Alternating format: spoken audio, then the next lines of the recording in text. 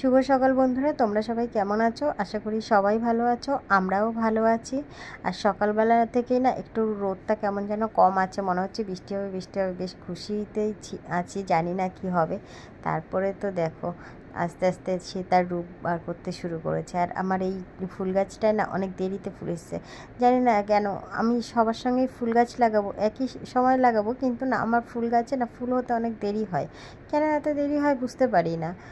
হয়তো রোদটা ঠিকঠাক করে পায় না, একটু রোদটা বৃষ্টিটা সব কিছুই তো ঠিকঠাক করে দরকার। আর আজকে না ঘুম থেকে উঠেই না ভাবছি আগে ঘরটা মুছে নিই, কেননা যেহেতু সকাল সকাল উঠে পড়েছি আর একটু তাড়াতাড়ি করে কাজটা সারার চেষ্টা করছিলাম, কিন্তু তার আর উপায় কী। আমার ওই যে চোখটা পড়লো এখানে এখানে কী যেন বেশ একটা নিতে এসেছি, ওই সে কী বলে বাবানের ইরেজার খুঁজতে এখানটায় হাত দিয়েছি। ওর তো চতুর্দিকে ছড়ানো থাকে, তাই না?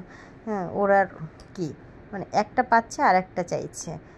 যেটা হাত থেকে পড়ে যাচ্ছে, যেটা যেখানে পড়ে যাচ্ছে ও আর গুছিয়ে রাখতে পারে না।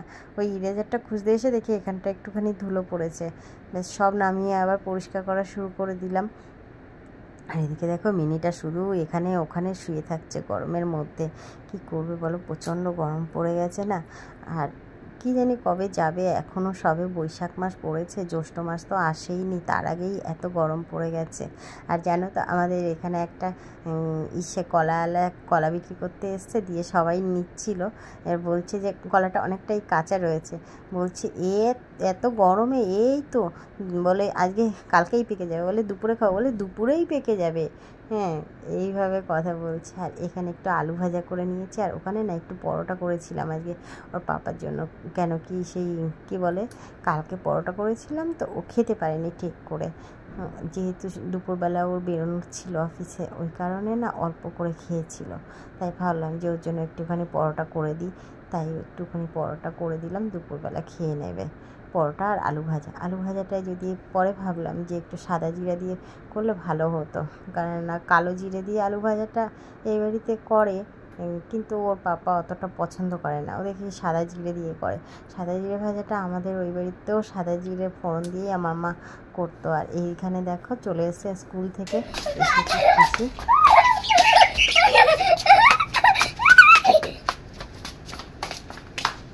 এখানে খুশির কারণ কি বলো তো, ওর পাপা বেরিয়ে গেছে, আমাকে বলছে মাম্মাম পাপা তো চলে গেছে, এবার চলো আমরা ঘরে গিয়ে পার্টি করি, তুমি ফোনে গান চালাবে, আমি পার্টি করব।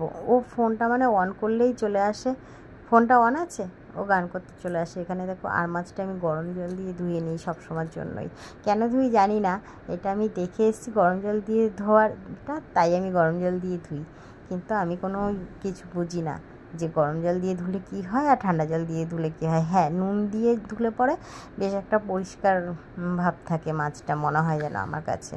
হ্যাঁ, আর এখানে না আমি সেটা করে নিয়েছি, টক ডালটা ফোড়ন দিয়ে নিয়েছি। আর এই কড়াইটা বলি না কেমন যেন একটা।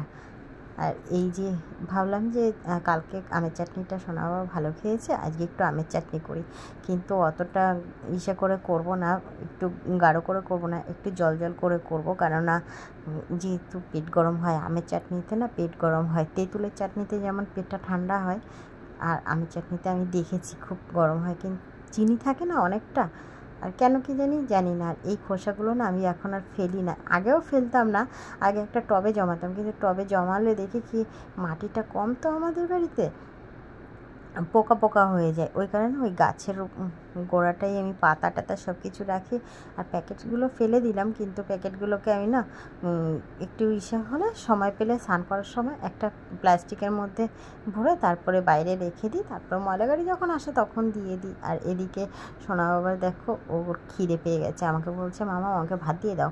সকালবেলা ওটস খেলো না স্কুল থেকে এসে, তাই আমি ভাবলাম এখন যদি ওকে ভারী কিছু দিই তাহলে তো আর দুপুরবেলা খেতে পারবে না, তাই একটু কমপ্লেন গুলিয়ে দিয়েছি, খুব খুশি হয়ে গেছে।